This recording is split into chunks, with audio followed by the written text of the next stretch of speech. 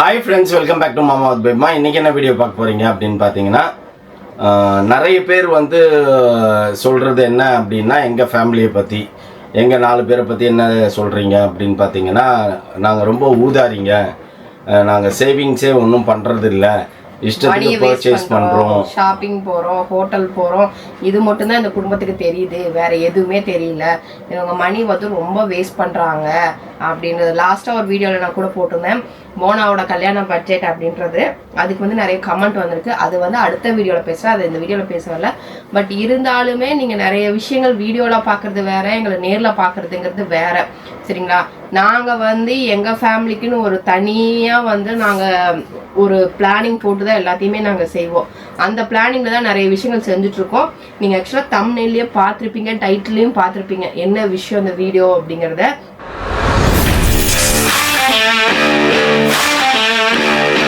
எப்படா வந்து இந்த ஹாப்பியான நியூஸை வந்து உங்ககிட்ட ரிவீல் பண்ணுவோம் அப்படிங்கிறத வந்து நினச்சிட்டே இருந்தோம். பட் இது வந்து எல்லாம் ரொம்ப லாங் பேக்கே நடந்த விஷயம்தான். பட் நாங்கள் ரிவீல் பண்ணலை, இப்போதான் வந்து ரிவீல் பண்ணணும்னு வந்து நாங்கள் சொல்கிறோம். ஏன்னா இதெல்லாம் வந்து நீங்கள் பேசுறதுனாலையும் நிறைய விஷயங்கள் எங்களுக்கு நடக்கிறதுனாலையும் நாங்கள் வந்து இப்போ ரிவீல் பண்ணுறோம். பட் நாங்கள் கம்ப்ளீட் பண்ணதுக்கு அப்புறம் தான் ரிவீல் பண்ணணுன்ட்டே இருந்தோம்ல. இப்போ ஆக்சுவலி நாங்கள் ரிவீல் பண்ணுறதுக்கு ரீசன் என்னன்னா, நீங்கள் வந்து ரொம்ப ஓவராக எங்களை கிரிட்டிசைஸ் பண்ணுறீங்க, எங்கள் ஃபேமிலியை மெயினாக, எங்கள் 4 பேரை, ஓகேங்களா? இவங்களுக்கு எதுவுமே தெரியல, எப்படி வாழணும்னு தெரியல, ஒரு மாதிரி ஊதாரியாக வாழறாங்க அப்படி இப்படின்லாம் சொல்கிறீங்க. ஸோ அப்படி இல்லை அப்படின்றத நாங்கள் சொல்லணும்னு நினச்சோம். ஏன்னா ஒவ்வொருத்தருக்கும் ஒவ்வொரு பெயின் இருக்கும்ல, அந்த பெயினை உள்ளுக்குள்ளே வச்சுட்டு அதை மறைச்சி தான் நாங்கள் சந்தோஷமாக ஜாலியாக விளையாடுறதும் சரி, ஜாலியாக பண்ணுறதும் சரி, எல்லாம் பண்ணிகிட்ருக்கோம். ஸோ அதை உங்களுக்கு ரிவீல் பண்ணலாம், இது இஸ் அ கரெக்ட் டைம் அப்படின்ற மாதிரி திங்க் பண்ணி நாங்கள் இப்போ அந்த விஷயத்த உங்ககிட்ட ஷேர் பண்ணுறோம். பட் ஆனால் அது சந்தோஷமான விஷயந்தான். ஆனால் அந்த சந்தோஷத்தில் எவ்வளோ சோகங்கள், எவ்வளோ துக்கங்கள் அடங்கியிருக்குது அப்படின்றத நாங்கள் இப்போ ரிவீல் பண்ணுறோம். வாங்க ஃப்ரெண்ட்ஸ், வீடியோக்குள்ளே போகலாம், என்ன அதுன்றத தெரிஞ்சுக்கோங்க. ஓகே, ஃபஸ்ட்டு வந்து விஷயம், இது வந்து ஒரு ஈஸியாக நடந்த விஷயமே கிடையாது. ஃபர்ஸ்ட் ஆஃப் ஆல் நாங்கள் சொல்லி வரலாம், அதுக்கப்புறம் அந்த ஹாப்பியான நியூஸ் உங்களுக்கு ரிவீல் பண்ணுறோம், ஓகேவா? ஃபர்ஸ்ட் ஆஃப் ஆல் வந்து பார்த்தீங்கன்னா, எங்கள் அப்பா வந்து பார்த்தீங்க அப்படின்னா, எங்கள் அம்மா வந்து டீச்சர், எங்கள் அப்பா வந்து ஒரு கம்பெனியில், ப்ரைவேட் கம்பெனியில் மேனேஜராக ஒர்க் பண்ணார். ஸோ எங்கள் அப்பா வந்து அதிகம்லாம் செலவு பண்ணவே மாட்டார். எங்கள் அம்மா பிள்ளைங்களுக்காக அப்படின்னு சொல்லிட்டு செலவு பண்ணுவாங்க. பட் எங்கள் அப்பா அது கூட பிள்ளைங்களுக்காகவே இருந்தாலும் கிடையாது, ஒரு சர்டன் எதுக்கு பண்ணணுமோ அது தான் பண்ணுவேன், அது கூட முழுசாக பண்ண மாட்டார். அப்படி தான் கன்ஜூஸ்னே வச்சுக்கோங்களேன், அப்படி தான் வாழ்ந்தார். அதே மாதிரி அவர் இறக்கும் போது நிறைய சேவிங்ஸ்லாம் வச்சுருந்தார். அவர் வயிற்ற கட்டி வாயை கட்டி எங்களுக்காக சேவிங்ஸ் நிறையவே வச்சுட்டு தான் அவர் இறந்தார். ஸோ அது வந்து ஒரு நல்ல விஷயம். எங்களுக்கு அப்போல்லாம் கோவம் வரும், எதுவும் செலவு பண்ண மாட்டாரு, இதை பண்ண மாட்டாரு அப்படின்ட்டு. ஸோ அந்த ஒரு ஊண்டு எனக்குள்ளெல்லாம் இருக்கும் எப்பயுமே. என்னடா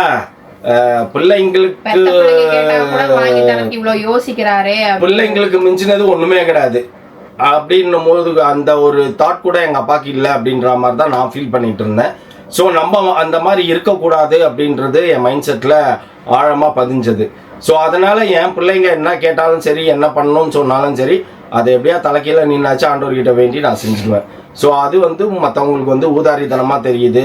அது உள்ளே இருக்க லவ் அண்ட் அஃபெக்ஷன் யாருக்குமே புரிய மாட்டேங்குது. என்ன இப்படி பண்ணுறாங்க அப்படி பண்ணுறாங்க அப்படின்னு தான் நீங்கள் நினச்சிட்டு இருப்பீங்க. பட் மெயின் ரீசன் அதுக்காக தான் நான் என் பிள்ளைங்க எது கேட்டாலும் நான் செலவு பண்ணுவேன். ஆனால் எனக்காக நான் செலவு பண்ணிக்கிறேன்னா அப்படின்னா கண்டிப்பாக கிடையாது. எனக்காக நான் செலவு பண்ணிக்கவே மாட்டேன்னு வச்சுக்கோங்களேன்.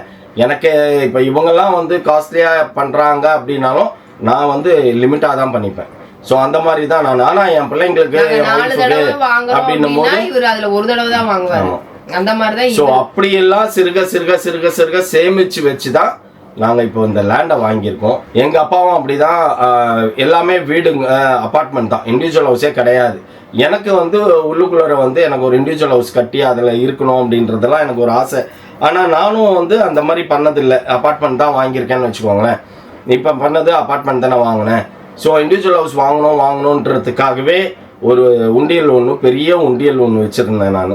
கிட்டத்தட்ட ஒரு 7 வருஷமாக எதுவாக இருந்தாலும், இப்போ ஒரு கடைக்கு போகிறோம், வெளியில் போகிறோம் அப்படின்னா ஒரு பட்ஜெட் சொல்லி தான் நான் கூப்பிட்டு போவேன். அது நிறைய வீடியோவில் சொல்லியிருக்கேன் நான்.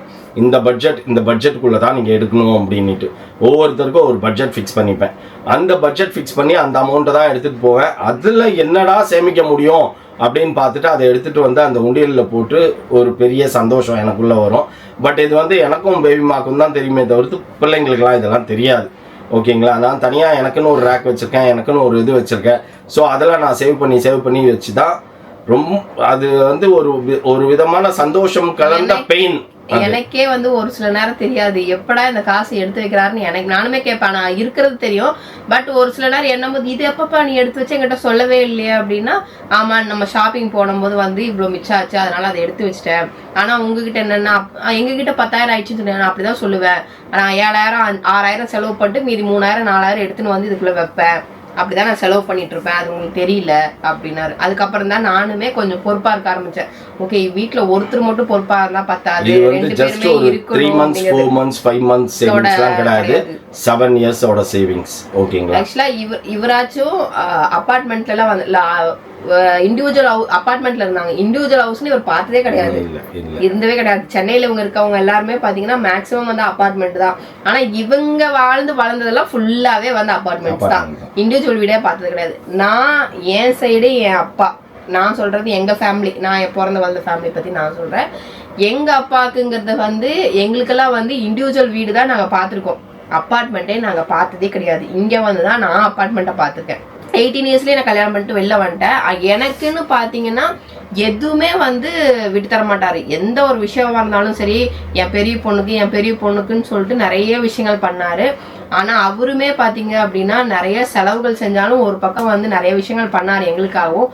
ஆனா அவருக்கு என்ன சொல்றது, ஓன் ஹவுஸ் வாங்கினாலுமே அதுல வாழ்றதுக்கே கொடுப்பனை இல்லாம நிறைய வீடுகள் வாங்கி வாங்கி வாங்கி வித்தமே தவிர நாங்க வாழவே இல்லை. அதுல என்ன சொல்ற, இண்டிவிஜுவல் ஹவுஸ்க்கு கொடுப்பனை இருந்தாலுமே நாங்க வாழ்ந்தது கிடையாது. அப்படிதான் நானுமே. அதுக்கப்புறம் இங்க வந்துட்டேன்னா இங்க வந்து ஃபுல்லா அப்பார்ட்மெண்ட்னே போகும்போது எனக்குமே இது ஒரு வைராகியமா இருந்தது. எங்க அப்பா வாங்கி வாழ்ந்து காட்ட முடியல, அட்லீஸ்ட் நம்மளால அந்த ஓன் ஹவுஸ் வாங்கி வாழ்ந்து காட்டணும் அப்படிங்கிற எனக்குமே ஒரு வைராகியம் இருந்தது. நானுமே அதுல ஹெல்ப் பண்ணேன் இவருக்கு. எங்களுக்குள்ள கோஆபரேஷன் வந்து ஒரு சில இது வரைக்கும் பேபிமாக்கு தெரியவே தெரியாது. ஒரு ஹியூஜ் அமௌண்ட் சேர்ந்த உடனே பேபிமா கிட்ட சொன்னேன், இப்போ நான் பணக்காரன் அப்படின்னு சொல்லிட்டு அந்த அமௌண்ட்டை நான் காட்டும் போது இதை எப்படி சேர்த்தேன் அப்படின்னா அந்த மாதிரி ரீசன் சொன்னோன்னே சரி ஓகே நானும் இனிமேல்ட்டு அந்த மாதிரி பண்ணுறேன் அப்படின்னு சொல்லிட்டு அவனால் முடிஞ்சது அவளும் சேர்ந்து 2 பேரும் சேர்ந்து கஷ்டப்பட்டு கொஞ்சம் கொஞ்சமாக சிறுக சேர்த்தது. அது வந்து எப்போ ஃபுல்ஃபில் ஆச்சு அப்படின்னா அந்த லேண்டை நாங்கள் ரெஜிஸ்ட்ரேஷன் போகும்போது எங்களுக்கு ஃபுல்ஃபில் ஆச்சு. இது எல்லார் வீட்லேயும் நடக்கிறது தான். அது ரியலாகவே ஒன்று நடந்தது. என்ன அப்படின்னா போய் டோக்கன் கொடுத்துட்டு நாங்கள் லீகல் பார்க்குறதுக்கு பேப்பர்ஸ்லாம் வாங்கிட்டு வந்து லீகல் கொடுத்து சரி ஓகே இப்போ நம்ம இப்படி பிளான் பண்ணுவோம் அப்படி பிளான் பண்ணுவோம்னு நாங்கள் யோசிச்சுட்டு இருக்கும்போது அங்கேருந்து வந்து எனக்கு திடீர்னு இது பண்ணிட்டாங்க, சர்க்குலர் வந்துருக்குது பே பண்ணணும் அப்படின்னு சொல்லிட்டு பாப்பா வந்து சொன்னான். ஓகே பே பண்ணணுமா சரின்ட்டு அப்போ வந்து ரியல்லி ரொம்ப ஃபீல் பண்ணேன், என்னடா இது ஒரு 2 மாதம் தள்ளி வரக்கூடாதா அப்படின்ட்டு. பட் அதையும் ஆண்டவர் தான் முன்னாடி நின்று, ஆண்டவர் மாதாவும் முன்னாடி நின்று வழி நடத்துனாங்க. சரி பிள்ளைங்கள் தானே ஃபஸ்ட்டு அப்படின்னு சொல்லி அதை பே பண்ணிட்டோம். பே பண்ணி முடிச்சுட்டு அதுக்கப்புறம் அவர்கிட்ட வந்து கொஞ்சம் டைம் கேட்டப்போ அவங்க என்ன சொன்னாங்க, ஒன்றும் ப்ராப்ளம் இல்லை சார், ஒரு 3 months டைம் எடுத்துக்கோங்க. நீங்க மோனாவோட ஃபீஸ் வந்து அவ்வளோ ஈஸி கிடையாது, மௌலியோட ஃபீஸும் ஈஸி கிடையாது. ஆனா மௌலிக்கு வந்து எப்படின்னு பாத்தீங்கன்னா டூ பார்ட்டா கட்டலாம். ஆனா மோனாக்குலாம் பார்ட்டாவே கிடையாது, ஒரே சிங்கிள் பார்ட், ஒரே சிங்கிள் பேமெண்ட் தான். இமிடியட்டா ஃபீஸ் பே பண்ணணும் அப்படின்னுட்டா அப்புறம் அவங்க கிட்ட போய் உட்காந்து பேசினோன்னா ஓகே 3 months டைம் எடுத்துக்கோங்க அப்படின்னால நமக்கு வந்து என்னன்னா நான் நிறையா இது பண்ணியிருக்கேன், பிஸ்னஸ் பண்ணியிருக்கேன், எல்லாம் பண்ணியிருக்கேன். இருந்தாலும் நமக்கு ரொம்ப அது வந்து ரொம்ப பெயின்ஃபுல்லாக நாங்கள் சேர்த்தது. ஸோ அதனால் வந்து பார்த்தீங்கன்னா அது கொஞ்சம் ஒரு மாதிரி இருந்தது. அதுக்கப்புறம் திரும்பி அவர்கிட்ட போய் பேசினோன்னு சரி நோ ப்ராப்ளம் நீங்கள் இருக்கிறத கொடுத்துட்டு ரெஜிஸ்ட்ரேஷன் முடிச்சுக்கோங்க அப்படின்னாங்க. ஸோ ரெஜிஸ்டர் பண்ணிட்டு 3 months டைம் கேட்டிருந்தேன். ஆனால் அதுக்கப்புறம் 2 monthsலேயே நாங்கள் பேலன்ஸ் அமௌண்ட்லாம் ஃபுல்லாக செட்டில் பண்ணி அதை பத்திரத்தை வாங்கிட்டோம்.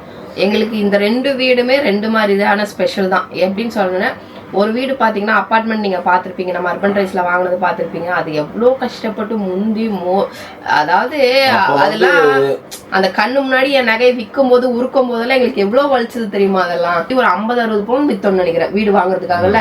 1 இயர் அட்வான்ஸ் கொடுத்தோம், 1 இயரா வந்து அதுக்குமே சிறுக சிறுக தான் காசு கொடுத்தோம். ஆனா அங்க பெனால்ட்டி எல்லாம் எங்களுக்கு போட்டாங்க. நீங்க வந்து காசு கொடுக்கல, டைமுக்கு நீங்க கொடுக்கல, எங்களுக்கு பெனால்ட்டி போட்டாங்க, பெனால்ட்டி கட்டணும். இந்த மாதிரி எல்லாம் பிட்டு பிட்டாதான் ஒவ்வொரு இடத்துல நாங்க பே பண்ணுமே தவிர எல்லா இடத்துலயும் தூக்கி தூக்கி எங்கேயுமே நாங்க கொடுத்துடல. அவங்க கிட்டயுமே 1 வருஷம் டைம் கேட்டிருந்தோம். நாங்க புக் பண்ணதுல இருந்து 1 வருஷம் தான் நீங்க வீடு ஹேண்ட் ஓவர் பண்றது, அந்த டைம்குள்ள நாங்க எல்லாத்தையும் முடிச்சிடறோம். வீடு கிரவ் பிரஸ்லாம் வச்சுட்டு கடைசி அந்த பெனால்ட்டி ஃபைனல் அவங்களுக்கு செட்டில்மெண்ட் எல்லாம் முடிச்சதுக்கு அப்புறம் தான் ரெஜிஸ்ட்ரேஷனுக்கே போகணும். அதுக்கப்புறம் ரெஜிஸ்ட்ரேஷன் பண்ணதுக்கு அப்புறம் தான் வீடு கிரவ் பிரைஸ் உங்களுக்கு வச்சோம். அதெல்லாம் டிலேல தான் உங்களுக்கு வந்திருக்கும். அந்த மாதிரி தான் வந்திருக்கும். அதே மாதிரி தான் இந்த லேண்டும் வந்து சிறுக சிறுக சிறுக சிறுக சேர்த்து வச்சு கடன் வாங்காம ஓன் அமௌண்ட்ல நாங்க கரையம் பண்ணோம். என்ன சொல்றது, இந்த லேண்ட் வந்து பயங்கர பெயின் கொடுத்தது எங்களுக்கு. சேர்க்கும் போது வந்து ரொம்ப பெயினாக இருந்தது. அது எல்லாமே வந்து அந்த ரெஜிஸ்ட்ரேஷன் பண்ணும்போது அது எல்லாமே போயிடுச்சு அந்த பெயின்லாம். ஸோ இதை மெயினாக நாங்கள் ஏன் சொல்கிறோம் அப்படின்னா, அந்த லெவலுக்கு ஊதாரிகள் நாங்கள் கிடையாது அப்படின்றத உங்களுக்கு ஃபஸ்ட்டு தெரிவிச்சுக்கிறோம். பேரண்ட்ஸுமே அதுதான் செய்வீங்க. நல்லா யோசிச்சு பார்த்தீங்கன்னா உங்களுக்கும் தெரியும் அதுதான் செய்வீங்கன்னு. அதே தான் நாங்களும் செஞ்சுருக்கோம். நாங்கள் ஒன்றும் ஊதாரித்தனமாக ரைட் ஓகே வருதா நம்ம இப்படி செலவு பண்ணுவோம் அப்படி செலவு பண்ணுவோம் அப்படின்றதெல்லாம் கிடையாது எங்களுக்கு. நாங்களும் வந்து கஷ்டப்பட்டு அடிப்பட்டு மிதிப்பட்டு எவ்வளோ கஷ்டப்பட்டு பண்ணதெல்லாம் இருக்கு எங்களுக்கும்.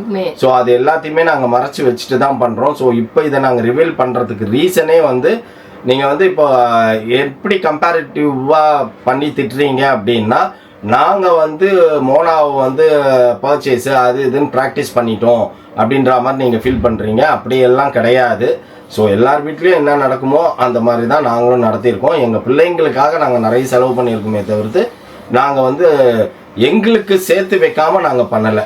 நாங்கள் எப்பயுமே நான் சேர்த்து வைக்கும் போது பாப்பாக்கு இது, மௌலிக்கு இது, எங்களுக்கு இது, எங்கள் 2 பேருக்கும் இது அப்படின்னு சொல்லி தான் நாங்கள் சேர்த்து வைப்போம்.